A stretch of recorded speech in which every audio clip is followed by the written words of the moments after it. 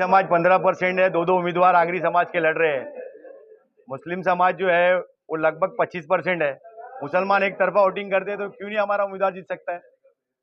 कुंभी समाज का लीडर ये बोलता है कि मेरा समाज मेरा सपोर्ट करेगा तो मैं जीत सकता हूँ, तो मुसलमान को क्यों नहीं अधिकार मिलना चाहिए कि भाई मेरा समाज मुझे सपोर्ट करेगा मैं जीत सकता हूँ? मुसलमान समाज आपको वोट क्यों करे?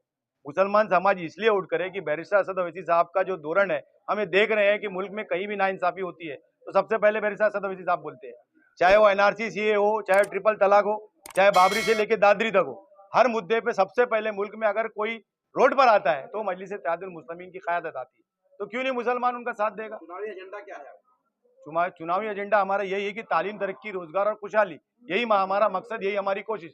हम सबसे पहले भिवंडी शहर से टोरेंट पावर लिमिटेड नामी जो प्रताड़ना है उसका खात्मा करना चाहते हैं। हमारा खासदार चुनकर आएगा तो पार्टी की संगठन की तरफ से हमारे खासदार को ये हिदायत होगी कि टोरेंट पावर लिमिटेड कंपनी को खात्मा करने के लिए क्या आप हद तक प्रयास कर सकते हैं वो आप करें।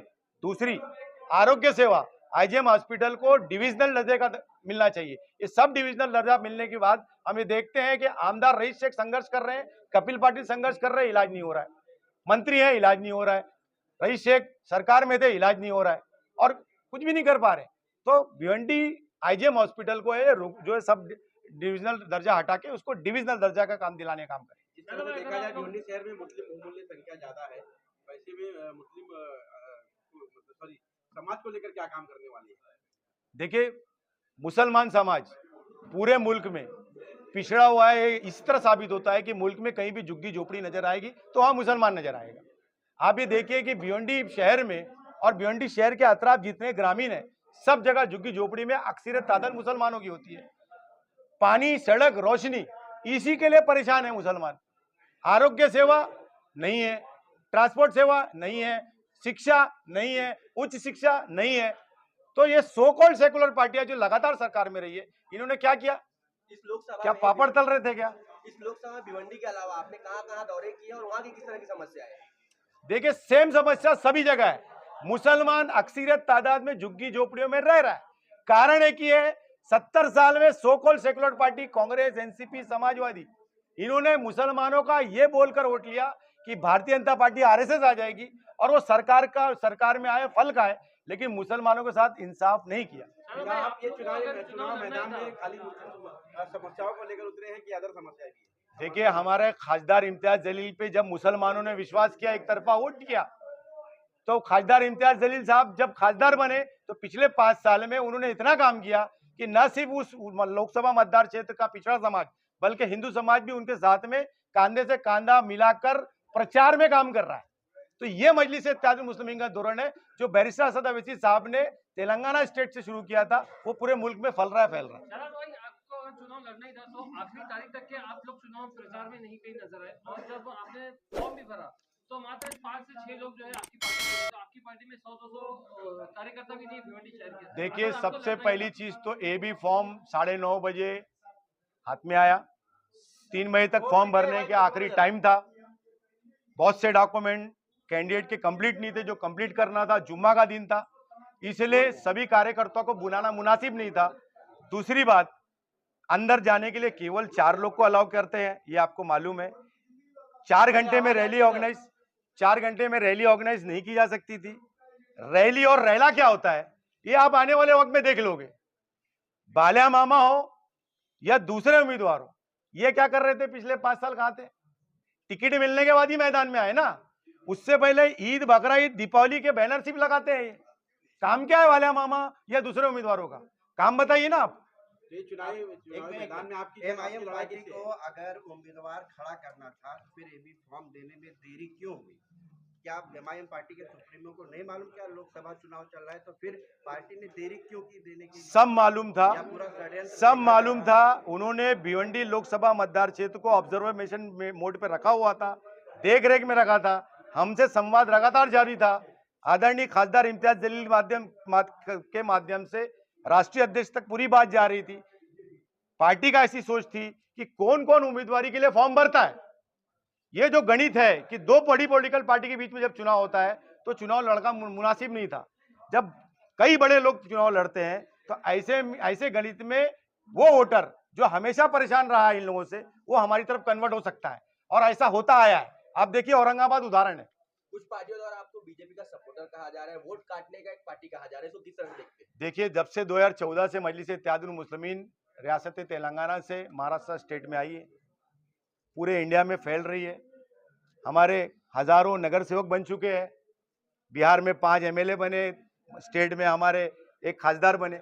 ये बातें वो बोलते जा रहे हैं, लेकिन मुसलमान अल्हम्दुलिल्लाह बैरिस्टर असद अवैसी साहब के साथ आते जा रहे हैं। आप बार बार मुसलमान का ही जिक्र कर रहे हैं, आप सिर्फ पूरे समाज को लेकर चुनाव लड़ रहे हैं, सिर्फ मुसलमान के लिए लड़ रहे हैं? तो ये बात अखिलेश यादव से क्यों नहीं पूछा जाता? ये बात जो है तेजस्वी यादव से क्यों नहीं पूछा जाता? ये बात नहीं, वो क्यों उनकी राष्ट्रवादी भी है, समाजवादी भी है, नहीं ऐसी कई पार्टियां हैं, ये लेकिन आप सिर्फ मुसलमान के साथ नाइंसाफी हुई है, इसलिए ये बात बोलना गलत कैसे हो सकता है? मुसलमान के साथ में so called secular political front ने, कांग्रेस, एनसीपी, समाजवादी को जो मुसलमानों ने इस विश्वास के साथ वोट डाला कि बाबरी मस्जिद के ताल्लुक से इंसाफ करेंगे, एजुकेशन में अच्छा काम करेंगे, आरोग्य में अच्छा काम करेंगे, इन्होंने तो नाइंसाफी किया। तो मुसलमान क्यों ना मुसलमान लीडर को कबूल करे? गलत क्या है इसमें? संविधान ने इजाजत दी है ना उसकी, गलत क्या है इसमें? भिवंडी लोकसभा 23 में आपकी लड़ाई किससे? देखा जाए तो बीजेपी और एक तुतारी हमारी लड़ाई आरएसएस से है। ये आरएसएस के जितने एजेंट है, जो जीत के जाने के बाद मुसलमान वोट लेके, जिस तरह अबू आसिम आजमी ने शिवसेना का साथ दिया था, जिस तरह रईस शेख ने महाराष्ट्र की असेंबली में शिवसेना का साथ दिया था, उसी तरह ये शरद पवार, ये बाल्या मात्रे कल बीजेपी में जा सकते हैं, ऐसा हमारा मानना है। कपिल पाटिल का क्या काम है? कुछ काम नहीं। जनता ने उनको वोट नहीं डालना चाहिए। क्या काम किया उन्होंने 10 साल में? अरे मंत्री थे आप, शर्म आनी चाहिए आपको, चुनाव लड़ रहे हो। क्या काम किया उन्होंने? टोरेंट पावर के लिए मोर्चा निकला तो घर के 2 सदस्य आ गए मोर्चे में, ग्रामीण के इतने लोग आए, लेकिन काम क्या है भाई? टोरेंट को हटाओ ना। अरे इतनी पावर है भारतीय जनता पार्टी में, इतना 56 इंच का सीना है मोदी जी का, तो भिवंडी शहर की इतनी जनता के टोरेंट पावर के प्रति जो रोष है, वो मोदी जी को या देवेंद्र फडणवीस को क्यों नहीं दिखता? जी का मानना यह है कि वो तुम्हारा हाथ पकड़ के अपना विकास का काम दिखा सकते हैं। वो अगर हाथ पकड़ के विकास का काम दिखा सकते हैं तो मुस्लिम मतदार क्षेत्र में विकास कार्य क्यों नहीं किया? वो बोलते हैं कि मोदी जी सबका साथ सबका विकास करते हैं, तो मुस्लिम इलाके को क्यों छोड़ दिया? आप खाली मुस्लिमों की बात कर रहे हैं। मुस्लिम वोटर क्या यहाँ पे कितने लोकसभा में, और क्या आप मुस्लिम वोट से जीत जाएंगे? बिल्कुल जीत सकते हैं। कितने वोटर हैं? बिल्कुल जीत सकते हैं। मुस्लिम वोटर 25% प्लस मुस्लिम वोट है। मतदाता कितने टोटल है? समाज के लोग ही आपको वोट कटवा बोलते हैं। देखिए, हर वोटर को यह अधिकार है कि वो अपना पॉलिटिकल फ्रंट चुने। हर पॉलिटिकल पार्टी को यह अधिकार है कि वो वोटर के बीच में जाए। वोटर की जो चॉइस है, वो अपनी पसंदीदा पार्टी को वोट डालता है। पतंग जो सिंबल है, वो जिसको पसंद है वो पतंग को ही डालेगा। आप कितनी भी बात कर लो, जनता कोई भी जो पॉलिटिकल लीडर के कार्यकर्ता है, जो ये बात फैलाते हैं, भरम फैलाते हैं, कुछ नहीं होने वाला। खालिद गुड्डू के इलेक्शन में भी 5000 वोट बोल रहे थे लोग, 45,000 वोट पाके सबके लोहे के चने चबा दिए थे हम लोग। जो नाराजगी है उसको कैसे दूर करेंगे? देखा जाए एमआईएम 3 गठों में बंटा।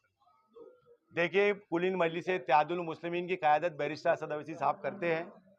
बैरिस्टर असद अवैसी साहब का जो नेतृत्व है, हर कोई उसको पसंद करता है। जिस दिन असद साहब आएंगे भिवंडी, ओवैसी साहब पसंद करते हैं, वो बात अलग है, लेकिन आपके पार्टी में जो यहाँ 2-3 गुट हो चुका है, तो ऐसे में आप उनको कैसे जोड़ेंगे? उसके बाद जनता को कैसे जोड़ेंगे? क्या वो ओवैसी साहब के आपके कार्यकर्ता होना जरूरी है? बिल्कुल। आपको 24 घंटे में हमारे एक संगठन की जो मीटिंग, पहली मीटिंग रखेंगे हम चुनाव शुरू करने के लिए। डेली एक सभा रहेगी, आपको सबको प्रचार के लिए हम आमंत्रित करते रहेंगे। आप देख लोगे कि मजलिस इत्तेहादुल मुस्लिमीन का कैडर कैसा है। सर, एमआईएम पार्टी कुल कितने कैंडिडेट लड़ा रही है इस बार? जी, कुल कितने कैंडिडेट लड़ा रही है एमआईएम पार्टी इस बार? भिवंडी महाराष्ट्र में 5 लोकसभा मतदार। पूरे देश में लगभग 11 है। 11 कहीं ना कहीं सर 11 सीट अगर जीत कर आती तो क्या की सरकार बदलने की क्षमता है? दो खासदार जीत के आए महाराष्ट्र की, देश की पार्लियामेंट में बिल फाड़ा, मुंह पे फेंका मोदी जी के। ये है काम। किसकी हिम्मत है? एक बैरिस्टर बाबा साहब अम्बेडकर थे, दूसरा एक मर्द मुजाहिद देश को मिला है जो संविधान की रक्षा के लड़ रहा है, उसका नाम बैरिस्टर असद अवैसी है। सदाब भाई, जिन मुसलमानों की बात आप कर रहे हैं, भिवंडी शहर में एमआईएम के खिलाफ माहौल बना हुआ है, और उनका कहना है कि जो है एमआईएम बहुत गलत टाइम पे जो है अपना लोकसभा कैंडिडेट उतार रही है और बी टीम लोग बोल रहे हैं। अब कोई एनएसआईटी एजुकेशन सेंटर में 10वीं और 12वीं के ट्यूशन के लिए एडमिशन की शुरुआत हो चुकी है। आपको बता दें कि एनएसआईटी एजुकेशन सेंटर शहर की काफी पसंदीदा क्लासेस में से एक है। एनएसआईटी एजुकेशन सेंटर जिसका रिजल्ट हमेशा 100% रहा है। पिछले साल भिवंडी शहर की 4 बड़ी स्कूलों के टॉपर्स के बच्चे इसी कोचिंग क्लासेस के थे। एनएसआईटी एजुकेशन सेंटर में कंप्यूटर के कई अलग अलग कोर्स भी सिखाए जाते हैं। इस कोचिंग क्लासेस में कमजोर बच्चों को अलग से पढ़ाया जाता है। इस कोचिंग क्लास में well qualified teachers and staff है। सिक्योरिटी के लिए यहाँ पर सीसीटीवी कैमरे के अलावा बायोमेट्रिक अटेंडेंस भी होती है। हमारा पता है NSIT education centre, first floor above axis bank ATM, आसार होटल, दरगाह रोड, भिवंडी। इस कोचिंग क्लास की भिवंडी शहर में कोई दूसरी ब्रांच नहीं है। एक्सप्रेस न्यूज हिंदी पर वीडियो देखने के लिए करें लाइक, शेयर और सब्सक्राइब। बेल आइकन दबाना ना भूलें।